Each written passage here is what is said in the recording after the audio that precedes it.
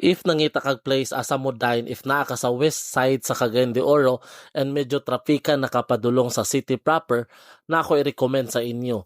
Good morning travelers! Na ako karon sa 1980 sa may Zone 1B sa Ipunan. Dali ra sila matultulan kay mabaklay ra gyud ni sila gikan sa crossing from Rose Pharmacy.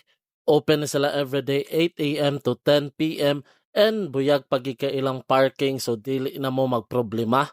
Plus, while gadayin mo, pwede mo magpa-car wash din kay naa sila available as low as 200 pesos para sa taxi, sa sedan 240 pesos, and para sa SUV and pickup 280 pesos para sa ilang regular na car wash. Aesthetic and elegant po ang ilang place.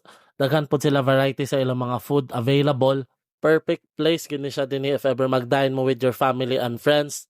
Medyo daghan mi order ani kay daghan pud mi nagkaon and good pud ang ilang serving, and usa sa ako mga personal favorite is kani gid ang ilang satay skewer. Paborito kay nako ni sa ila, and usa pud sa akong gibakbakan kani ilang beef broccoli.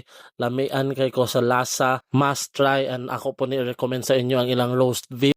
In terms sa lasa, serving, o sa ilang presyo, worth it radyo kayo din sa 1980. So if ever kapuyan na mamato sa city proper or dool mo sa Ipunan area or going mo to Iligan na nangita mong place asa mo dine, itry lang ninyo din. Hangtod sa sunod, kita kits travelers!